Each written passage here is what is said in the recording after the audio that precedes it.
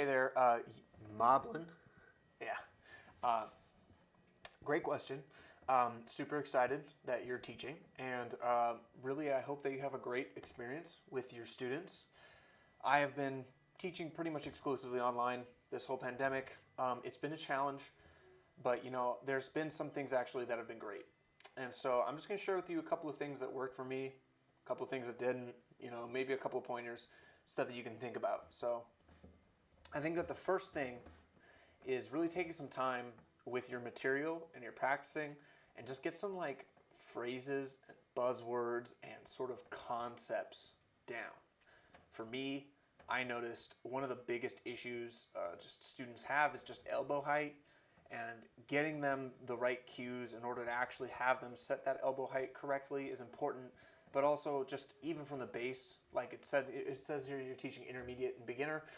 Something that you're going to run into with intermediate students and beginner students is posture issues. Immediately, that'll be something that you can really take a lot of time and focus on. And so you can do it online. You just have to be really emphatic and really extra descriptive. So when I run into some of these problems like elbow height, posture, bow hand control, I like to run through just a couple of I have a couple of mantras almost that I'll just repeat over and over and over 4 or 5 times in the context of the lesson. Every time you notice them not doing it correctly, you repeat your mantra, right? And so let's just, for example, good cello posture. That one I love to use. Good cello posture, right? So you're going to say this. Here I say you sit the edge of your chair with a nice open body. You want your feet flat on the ground and you want relaxed shoulders. You want this peg of your cello, this bottom peg right here, to be somewhere around your left ear, forwards and backwards, and don't let your cello cave into your body. All right, so we've got a couple of things there. So then you can just be like, so okay, let's play our D major scale and let's remember to have our good cello posture. Can you tell me what a good cello posture is? You see, I'm constantly asking questions. I'm making sure that the student really understood exactly what I wanted them to do, which is to sit at the edge of the chair, to have your feet flat on the ground, to have a nice open body, to have nice relaxed shoulders, and have the cello be vaguely in this position over here. You see what I mean? You can take that idea and just do it on anything. I mean, if you're teaching a bunch and you notice a lot of your students, for some reason, all of them do something, they all have a weird hand position, then come up with a cue about having this over here. I think, I was trying to get somebody with an arm and I mentioned something about a T-Rex arm, no T-Rex arm. And for some reason, no T-Rex arm really resonated with them. And then from then on, whenever they would start to slip into it, I would say, no T-Rex arm, no T-Rex arm. And they'd fix it, So, hey, coming up with some ideas like that, it's going to be super helpful for you. Another thing, I will say this, there's a lot of people, there's a lot of advice about, making recordings and, taking all this time and doing all these extra notes. I just like you to realize, with online teaching, a lot of the prep work and a lot of kind of the sort of framing and a lot of how you're going to approach it, it really comes down to your own personal time. And so if you feel like it's worth your time to be making these recordings and it's worth your time to be going through and doing a lot of extra and doing extra things, then hey, go for it. But I do think that you should factor that time into your paycheck and be realistic and say, is this actually worth my hourly rate right now? Because that, we all love to do this and we all love teaching, but at the end of the day, it is a paycheck and you are getting paid hourly. So you got to think about that. Making videos for one of your students, that's great. Making students for 12 of your students, all of a sudden now it's how long does it take you to make a video? It has to sound good. You can't just be giving them bad videos. And so then you see it's stacks up. So you just keep that in mind. The more extra stuff you do, the more time it's going to take you. And I would say another really good piece of advice with that, speaking of time, is just make a Google Drive folder and then try and get all of the music that you can digitally and put it on there. And then just be ready to if they need something, if the student needs a scale or a this, you just got it on your Google Drive, you can just forward it to them. And it's whoosh, insto presto, much less time than trying to coordinate a bunch of stuff. You're just emailing them what they need to see. Another thing also, sorry, this is kind of a stream of consciousness. I I had some points down, but I'm like thinking of all these new things. I'm like, oh yeah, paper is better than digital. If you have a book that you really like, get them to buy it. I've noticed that like it's all well and good to be like, please print the music, please print. They never print the music. They're never gonna print the music. It's such a hassle to get people to print stuff. Honestly, it's more worth your time if you're really into it. Just print it and mail it to them. Just like, just don't, you know. I mean, if it's like a quick thing, if you're trying something out, or if you've got a student that's like reads music off of an iPad and they're like tech savvy, that's one thing. I have a couple of students that are like that. You know, they actually know like to print it out and they know how and they know what they need to do. But with other ones, you know, it's just so much easier. Just get them to buy the book on Amazon. Usually it's like $10, $15, and it's just easier. Especially, you know, you're teaching intermediate and beginners, and so you're going to probably be doing like Suzuki and Essential Elements and stuff like that. That stuff is like so easy to buy. It's so cheap. I really would just recommend sticking with that. Which actually brings me to another topic here, which is music choice. I've got some good music choice actually that I wanted to share with you that I have had a lot of good luck with. So let me just pull this up. This is a book that, I don't know if you've run across this before, but the Schroeder 170 Studies for Cello. This is kind of an older edition. The new one has this kind of black background. It's pretty fun. But this is for free on IMSLP. You can find it. These, if you're dealing with like beginners, like beginners, these are great. You can see I've marked mine up a lot.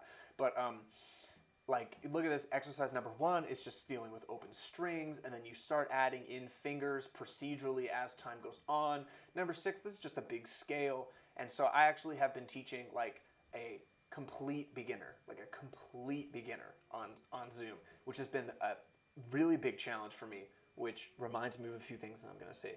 But this book has been gold for that, because getting her to listen and hear these pitches and being able to frame the hand correctly, that's really been super helpful with just kind of getting it in. And a lot of my younger students who like need a little bit of reinforcement with their bass technique, I've been running them through these etudes and they've been fantastic. They really accomplish the goal. This book is cheap and it's big. There's like 100 exercises in here.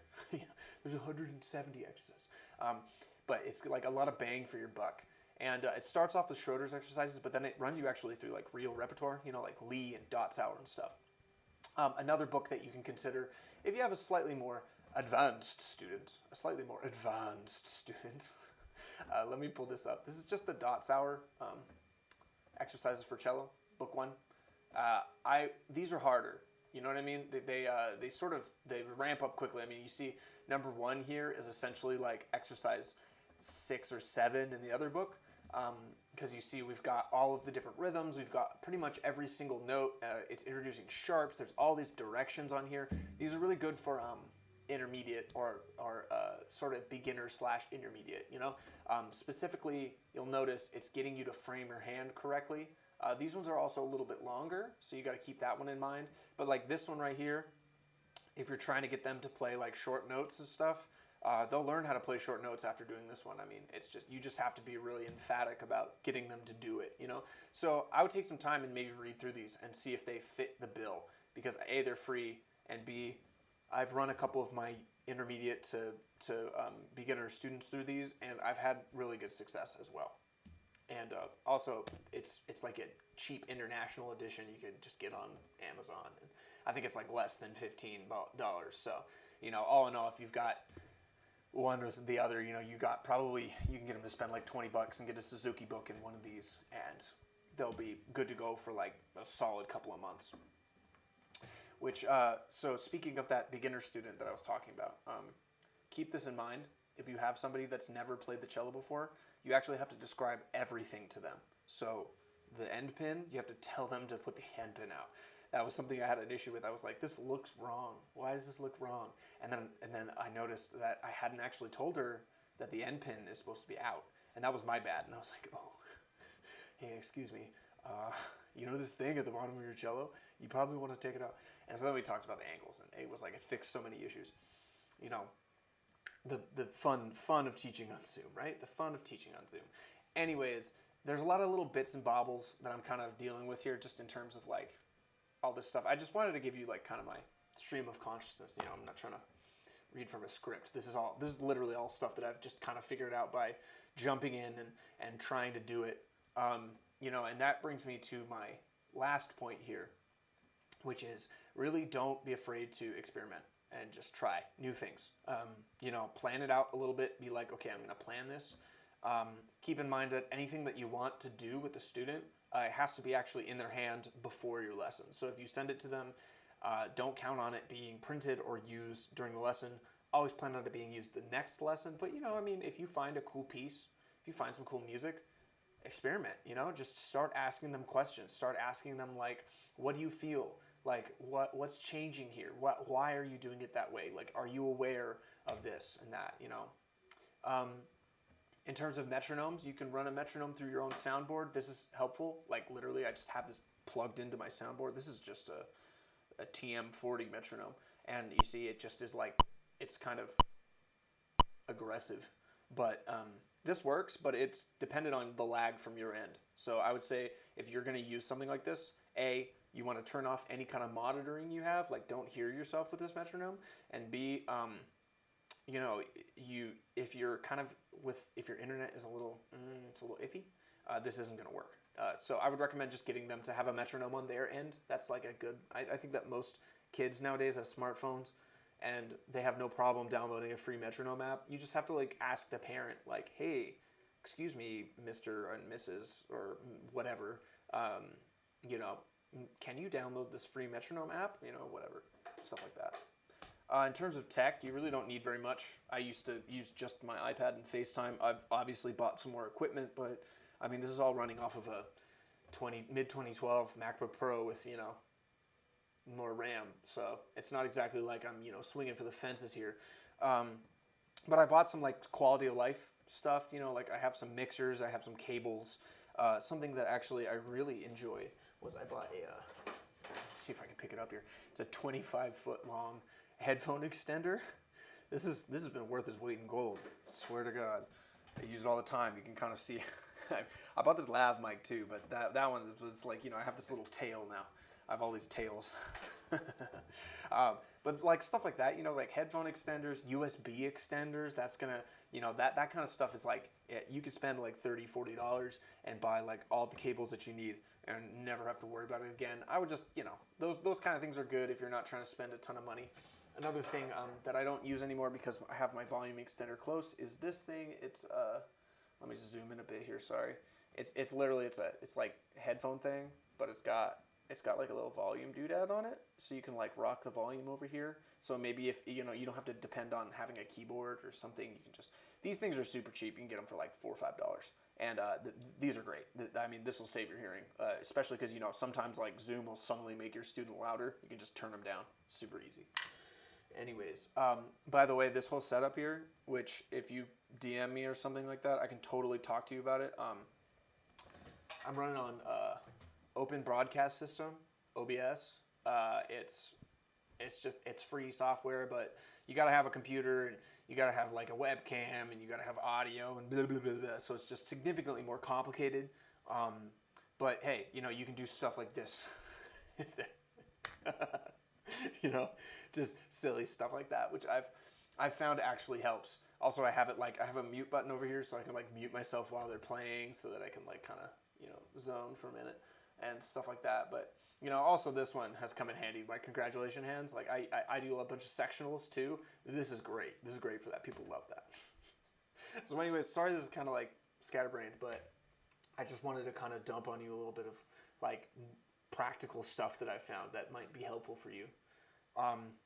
If you have any like more specific questions, please feel free to just shoot me a message, and I try to check this more regularly nowadays, so I'll just get right back to you. So hey, thank you.